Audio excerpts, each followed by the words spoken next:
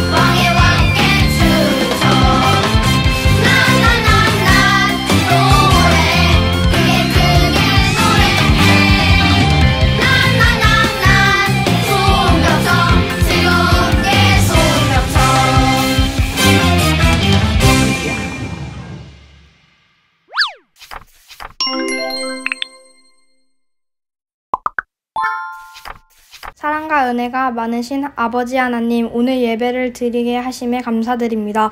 오늘 하나님 말씀을 잘 듣게 하여 주시고 친구들과 싸우지 않고 사이좋게 지내게 해주세요.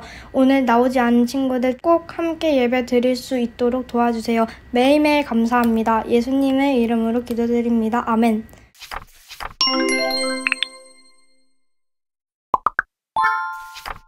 오늘 우리에게 주신 말씀 요엘서 2장 12절 말씀입니다. 여호와의 말씀에 너희는 이제라도 금식하고 울며 애통하고 마음을 다하여 내게로 돌아오라 하셨나니 아멘.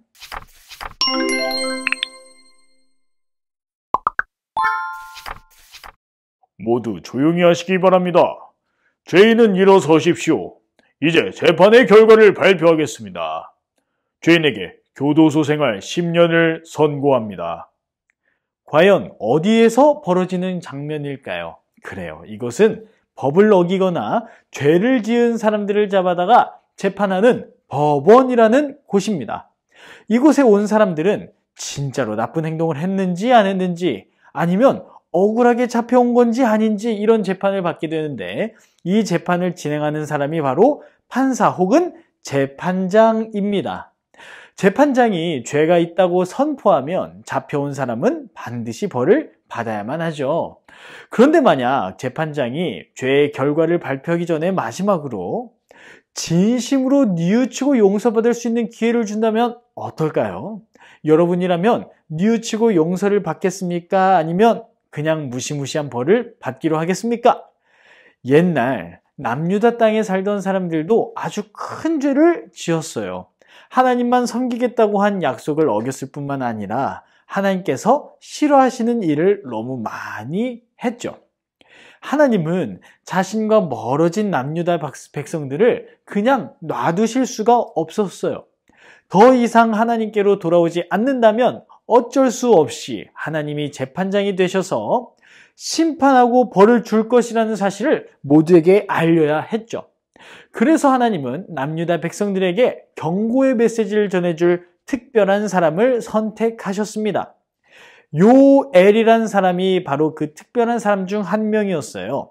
하나님은 요엘을 부르셔서 곧 심판의 날이 다가올 것이라는 사실을 백성들에게 전하게 하셨습니다. 요엘은 얼마 전 엄청난 메뚜기 떼가 몰려와 농사짓던 수많은 곡물들을 먹어치웠던 일을 기억하며 유다 백성들에게 외쳤어요. 여러분, 이 메뚜기 재앙은 그냥 생긴 것이 아닙니다. 이것은 여러분이 저지른 죄악을 심판하시려는 하나님의 경고입니다. 메뚜기 떼가 하늘을 덮은 것처럼 하나님의 심판이 곧 이 땅을 덮을 것입니다. 지금 당장 우리의 죄를 뉘우치고 하나님께로 돌아와야 합니다. 우리가 당분간 금식하면서 진심으로 회개한다면 은혜로우신 하나님께서 우리를 용서하고 구원해 주실 것입니다. 요엘은 안타까운 심정으로 하나님의 말씀을 남유다 백성들에게 전했습니다. 이처럼 백성들에게 하나님의 말씀이나 뜻을 전달했던 사람을 선지자라고 해요. 선지자는 하나님께서 직접 선택하셨고 또 택함받은 그들은 주로 백성들에게 죄악의 길에서 벗어나지 않으면 무서운 심판을 받게 될 것이라는 메시지를 전하는 임무를 받았습니다.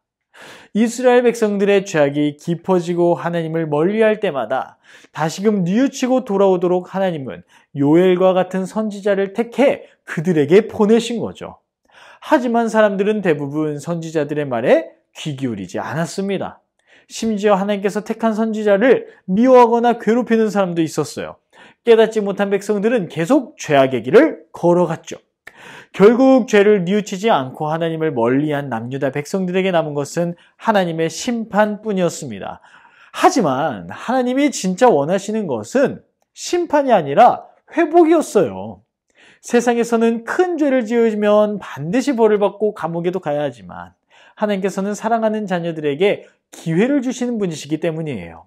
자신의 죄를 뉘우치고 하나님께로 돌아와 용서받고 구원받을 수 있도록 가능한 기다려주시고 다시금 기회를 주신답니다. 요엘 선지자는 그런 하나님의 마음을 백성들에게 전했어요. 하나님은 화내는 것을 천천히 하시고 그 사랑이 우리가 상상할 수 없을 만큼 큰 분이라는 사실을 이야기했죠. 진심으로 뉘우치고 하나님께로 돌아오면 그 마음을 보시고 다시 배부르게 먹게 해주시고 그들을 괴롭히는 나라도 물리쳐 주실 것이라 하셨어요. 그러니 용서받을 수 있는 이 마지막 기회를 놓치지 말라고 외쳤습니다. 진정한 회개는 입으로만 하는 것이 아니라 잘못된 행동을 뉘우치고 더 이상 그 일을 하지 않는 거예요. 그러면 하나님께서 작은 죄까지도 남김없이 용서하시고 큰 은혜를 주신다고 약속하셨습니다. 어린이 여러분, 이 사실을 꼭 기억하세요. 하나님은 우리에게 벌이 아닌 복을 주기를 원하십니다. 그러니 오늘 말씀을 나누는 우리 모두도 용서받을 수 있는 기회를 놓치지 않고 주님께로 돌아가는 우리 모두 되기를 바랍니다. 기도하겠습니다. 우리에게 벌 주시기보다는 회개하고 돌아오기를 기다려주시는 하나님 정말 감사합니다. 우리의 죄를 깨닫게 하셔서 하나님 앞에 부끄럽지 않은 자녀들로 살게 해주세요. 기회가 있을 때마다 회개함으로 하나님께로 돌아가는 지혜로운 어린이가 되게 해주세요. 예수님의 이름으로 기도합니다. 아멘. 함께 찬양하면서 정성스럽게 준비한 예물을 하나님께 드리겠습니다.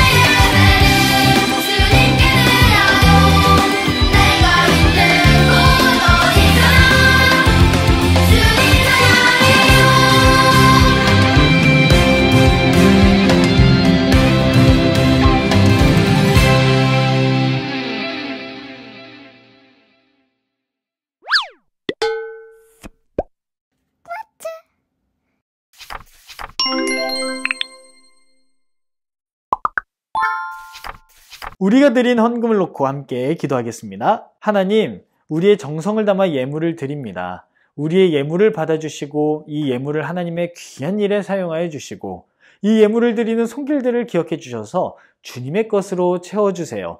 예수님의 이름으로 기도합니다. 아멘.